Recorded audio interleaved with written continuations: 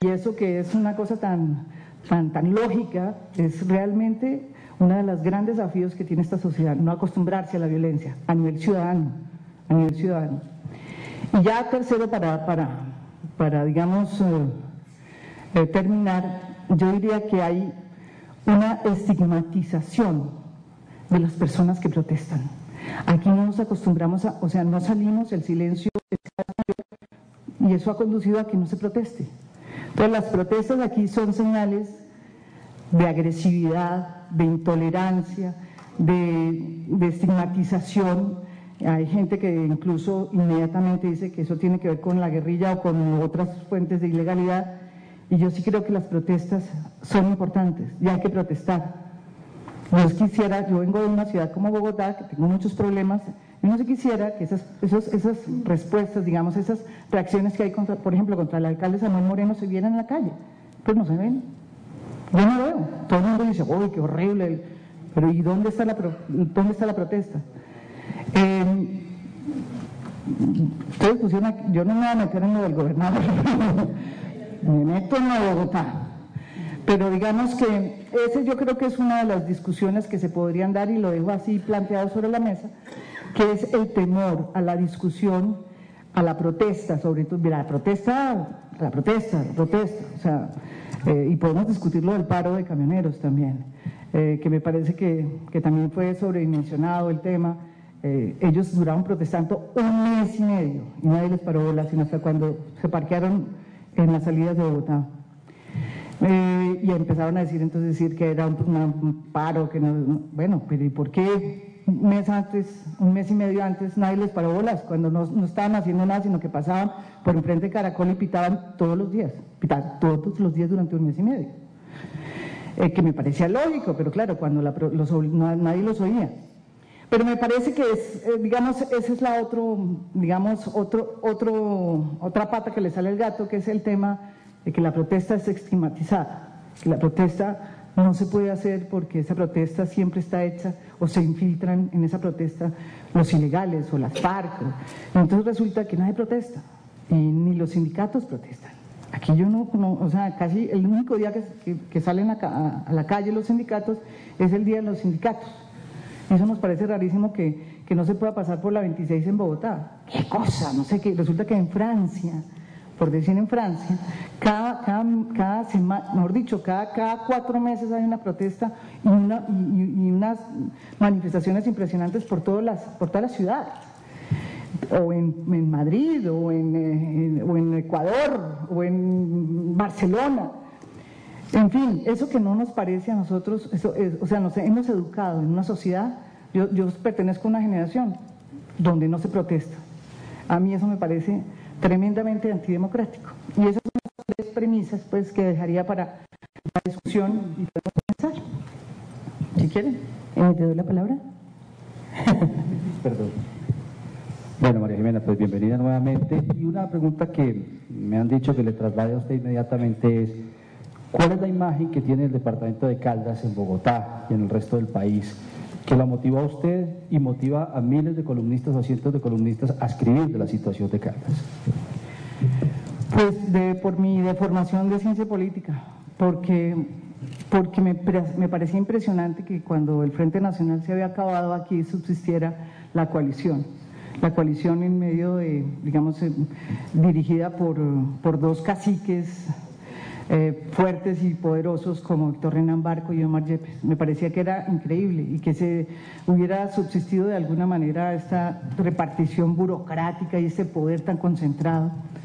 Y me parecía que era el centro, o sea, la mata de la corrupción, o sea, que ese era como uno de los peores males del sistema político colombiano, la corrupción, porque eso engendraba otra suerte de problemas como los que genera, pues, un poder que se queda y comete toda clase de abusos.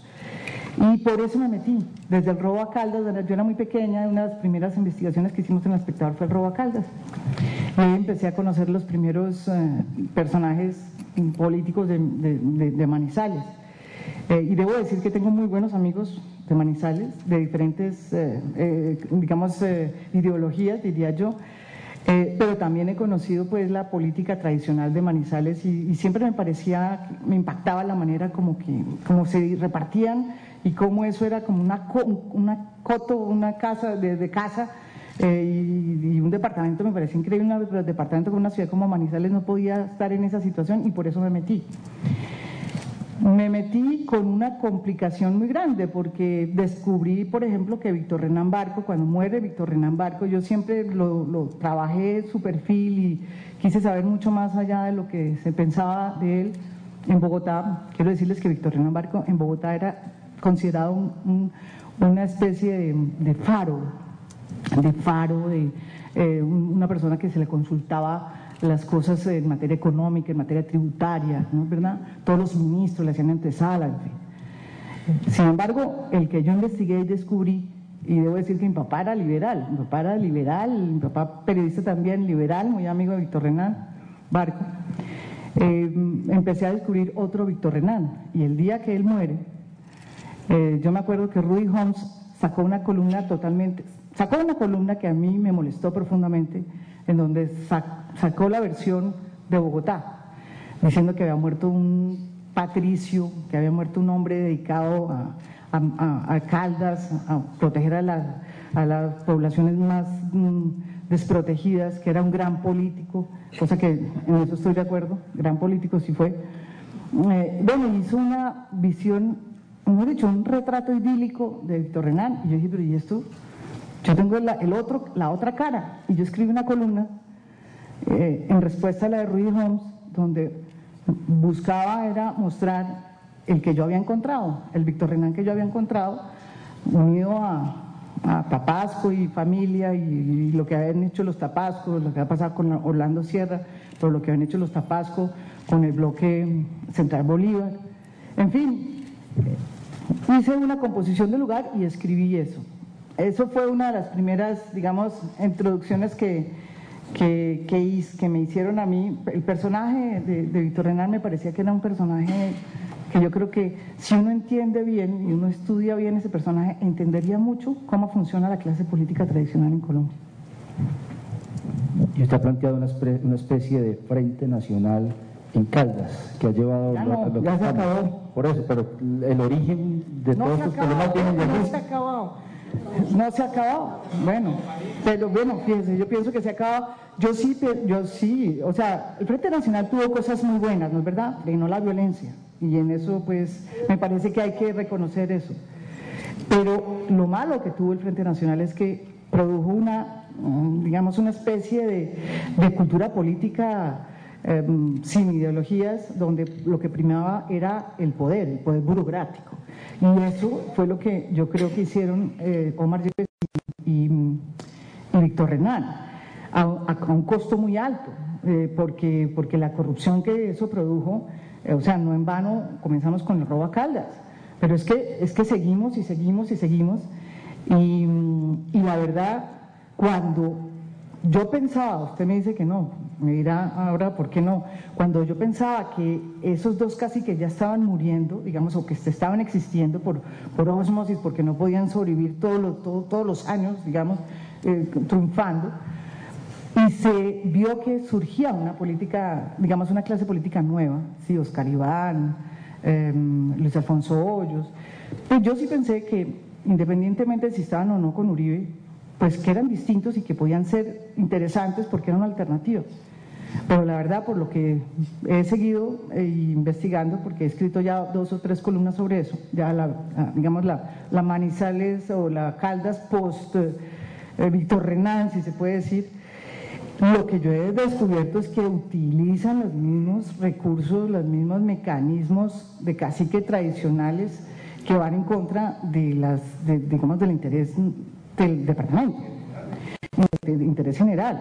Eso es lo que yo he descubierto. Me puedo equivocar, ¿no? Me puedo equivocar, pero eso es lo que yo he descubierto, y eso es realmente una muy mala noticia, porque significa que el optimismo que había frente a esa nueva clase política que emergía y que según ellos emergió en contra de estas prácticas, ¿no es verdad?, que acabaron con el departamento, con la licorera, con una cantidad de cosas que eran un emblema en el departamento, pues ellos se presentaban siempre como la política transparente, y eso no fue lo que sucedió en lo que hemos registrado, o en lo que yo he registrado como periodista. Me puedo equivocar y estoy abierta a equivocaciones, a rectificar mis equivocaciones, pero les aseguro que las he investigado bien también y me parece que eso es lo que pasó. Ahí voy. María Jimena, cuando leí tu columna sentí como varias cosas, ¿sí? Primero fue una sensación de, era algo que tenía que escribirse, y es algo que, además de una columna, discúlpame, pero para mí las columnas, casi que está la opinión del periodista, pero no va más allá. Uno quisiera, ¿cierto? Sé que obviamente tienen muy poco espacio para preguntas, si se quiere, de un corte tan complejo, ¿no?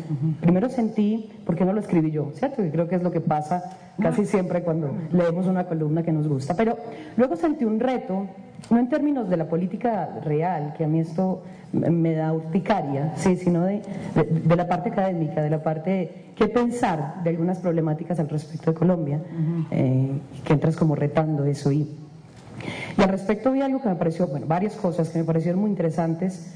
Las digo para plantearte la pregunta. Primero dices, bueno, no hay protesta, ¿cierto? Que es lo que decías al final. En Colombia no hay ya más protestas. En Colombia inclusive hay una mirada, si se quiere, peyorativa a las personas que consideran que protestar es una de las maneras para, si se quiere, o bien denunciar o bien resignificar una política en Colombia. Pero también decías algo que me encantó, porque creo que todos los colombianos nos sentimos identificados, y es: cuando uno protesta, uno siente que uno es de la patria. Sí, lo que decías tú de ejemplo de ¿quién no ha puesto una queja en Comcel y Movistar, y al final de todas las vueltas que toca hacer, pues te sientes mal contigo mismo, ¿cierto? Tú eres el equivocado, ¿no? Claro, eso lo hace. Ahora, frente a eso yo digo que planteo el reto, porque yo no considero que Colombia no tenga protestas sociales. Cuando tú dices lo de Ecuador me parece muy interesante, pero también veo que las protestas ecuatorianas tienen una cosa por encima de lo que tendrían las colombianas, y son medios que cubran la información, ¿cierto?